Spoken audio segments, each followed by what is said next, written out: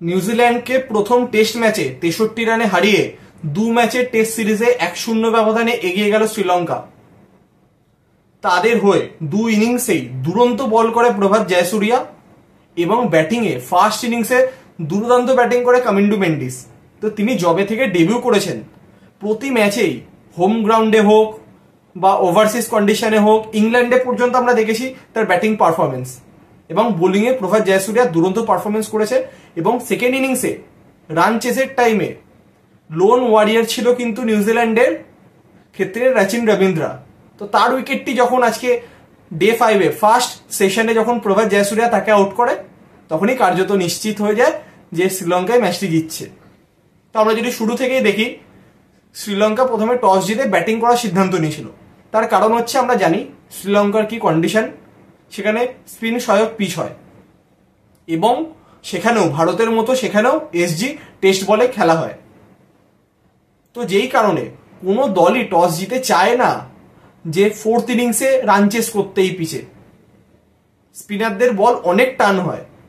তো সেক্ষেত্রে সঠিক সিদ্ধান্ত নিয়েছিল শ্রীলঙ্কা। তো তারপর তাদের স্কোর আমরা এক এক করে দেখে নেব।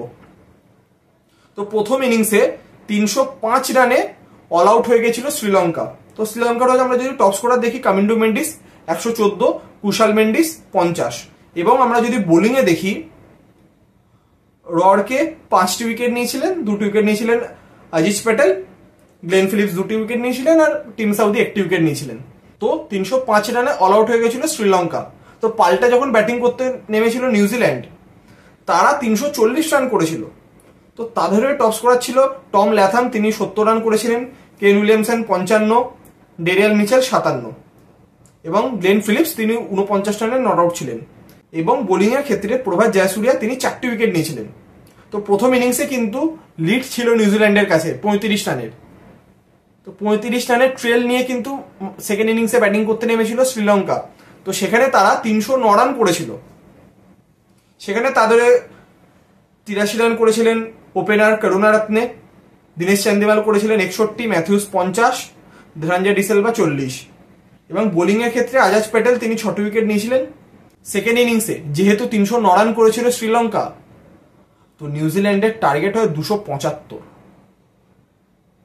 ফোর্থ ইনিংস যে কোনো মাঠে কিন্তু টাফ, আর তারপর যদি এরকম কন্ডিশন হয় তাহলে তো কোনো কথাই নেই। তো সেই যথারীতি তেমনটাই হলো নিউজিল্যান্ড ব্যাটিং এ টোটাল কোলাপস। আমরা যদি তাদের লাস্ট ইনিংসে ব্যাটিং প্রত্যেকের দেখি, Latham 28, Conway 4, Williamson 30, Rachin Ravindra 92, Daryl Mitchell 8, Blundell 30, Glenn Phillips 4, শান্তনাথ 2, সাউদি 2, আজাজ প্যাটেল 2, রডকে 0 হচ্ছে তাদের কন্ট্রিবিউশন। তো তাদের জেতার একটাই যে আশা ছিল সেটা হচ্ছে রচিন রবীন্দ্রা যখন ব্যাটিং করছিল তিনি 92 রান ইনিংস খেলেন। তো ডে 4-এর লাস্ট সেশনে কিন্তু যাদের যখন 8 উইকেট পড়ে গেছিল, তখন একদিকে ছিল আজাজ প্যাটেল এবং উল্টো দিকে ছিল রচিন রবীন্দ্রা। সেখানে কিন্তু ডে 4 শেষ হয়েছিল। তো ডে 5 যখন শুরু হয়, নিউজিল্যান্ডের আশা হচ্ছে রচিন রবীন্দ্রা, আর উল্টো দিকে শ্রীলঙ্কা দরকার ছিল যেভাবে 2টো উইকেট ফেলতে হবে। তো জয়সূরিয়া পুরো দায়িত্বটা নিজের কাঁধেই তুলে নেন।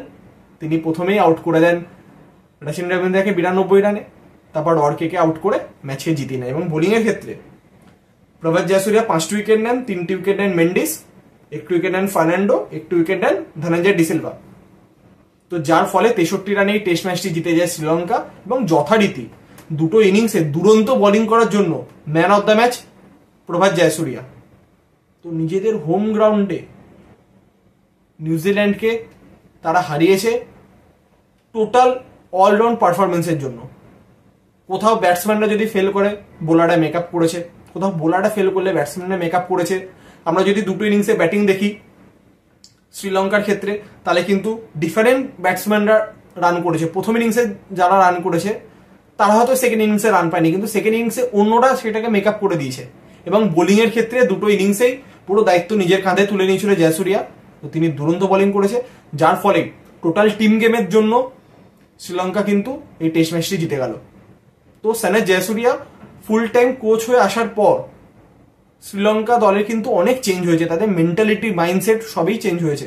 আমরা দেখেছি টেস্ট সিরিজ হেরে গেলেও ইংল্যান্ডের এগেনস্টে লাস্ট টেস্ট ম্যাচে কিভাবে পারফরমেন্স করেছিল শ্রীলঙ্কা, আজকেও তারা নিউজিল্যান্ডের এগেনস্টে দুরন্ত পারফরমেন্স করে জয় তুলে নিল। তো আমরা আশা করব সেকেন্ড টেস্ট ম্যাচেও যাতে শ্রীলঙ্কা এরকমই পারফরমেন্স করে নিউজিল্যান্ডকে হারিয়ে দেয় এবং নিজেদের ঘরে মাঠে নিউজিল্যান্ডকে হোয়াইট ওয়াশ করতে পারে। এবং উল্টো দিকে নিউজিল্যান্ড দল অতি অবশ্যই চাইবে সেকেন্ড টেস্ট ম্যাচে দুরন্ত কামব্যাক করতে, সিরিজকে লেভেল করে তারপর তারা ইন্ডিয়াতে আসবে খেলতে। তো তাদের ক্ষেত্রে এটা অনেক বড় পরীক্ষা, সাবকন্টিনেন্টে পরস্পর সিরিজগুলো। আফগানিস্তান সিরিজটা বৃষ্টির জন্য ভেস্তে গেছে, শ্রীলঙ্কা সিরিজ, তারপর ইন্ডিয়া সিরিজ। তো অবশ্যই ইন্ডিয়া নিউজিল্যান্ড সিরিজটা খুবই হাড্ডাহাড্ডি হবে, কারণ এই যে নিউজিল্যান্ড দল তারা কিন্তু এসজি টেস্ট বলে অলরেডি দুটো টেস্ট খেলে তারপর কিন্তু ইন্ডিয়ার এগেনস্টে খেলবে। তো ইন্ডিয়া নিউজিল্যান্ড টেস্ট সিরিজ বেশ কিছুদিন পর। তো আপাতত নেক্সট টেস্ট ম্যাচ খুবই গুরুত্বপূর্ণ হতে চলেছে দুটো দলের ক্ষেত্রেই। তো একটি হাড্ডাহাড্ডি কন্টেস্ট হবে। তো সেই ম্যাচেরও সমস্ত আপডেট নিয়ে দেখা হবে আগামী ভিডিওগুলোতে।